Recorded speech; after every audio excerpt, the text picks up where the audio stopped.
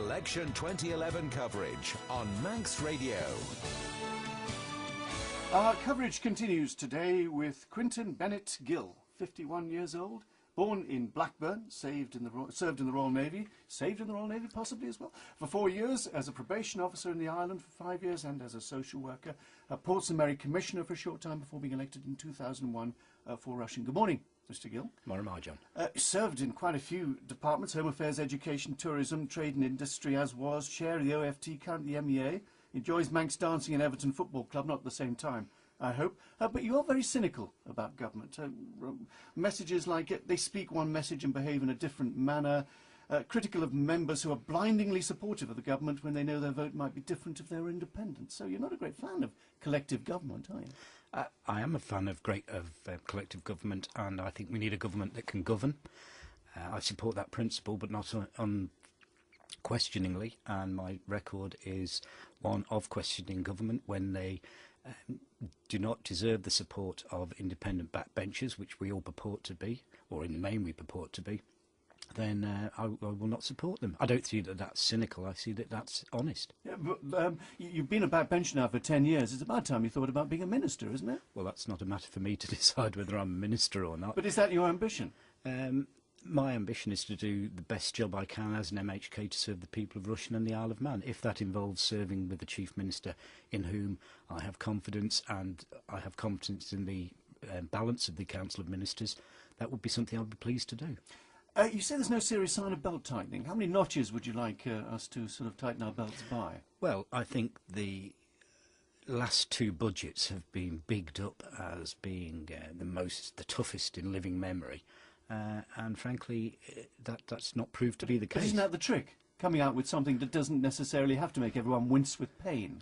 I don't think wincing with pain is the outcome we should aim for, but I think a dose of reality and a dose of overdue fiscal responsibility is what the government should have been doing. They failed in that, and the effect of that, tragically, I think, and many other people think, and this will be proved in the very near future, will be that the UK will be revisiting our arrangements.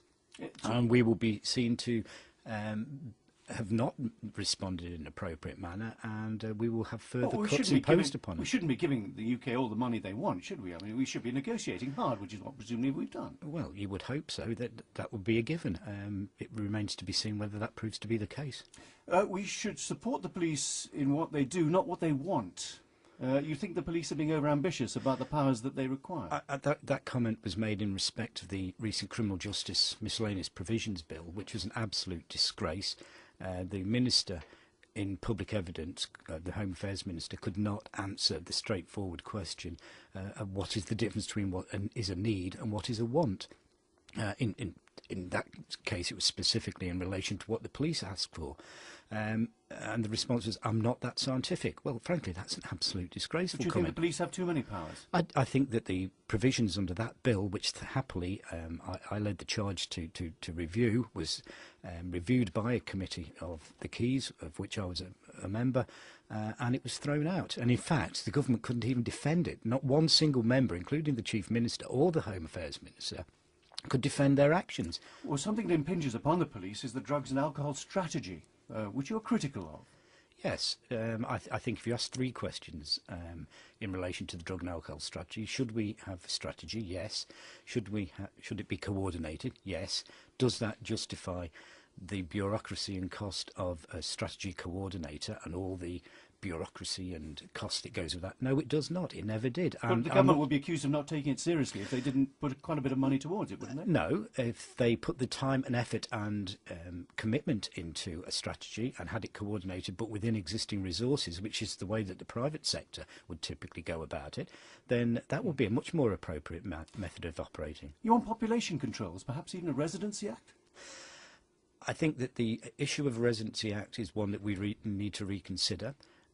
We should be absolutely clear. Immigration was an election issue in the last election. I proposed a select committee which looked into immigration matters. I'm a firm believer in the value of immigration as much as emigration as a cyclical and important part of island life. Residency control is a more complex issue, and we need to be... But you'd like it to be revisited? I would like it to be revisited, yes. Finally, Timwell balls. Was that a constructive way to spend time in Keys, do you think? In what way? In putting it together? Obviously, you weren't concentrating as hard as you might have been on affairs going on in front of you. I think I would regard it the other way. June Watson and I, who compiled Timwell balls, were concentrating on every word that was spoken, and if we weren't, we couldn't have compiled it. Touché. Thank you very much. Quintin Gill, for being on the programme with us today. It's Mandate, it's 8 o'clock. Mandate in association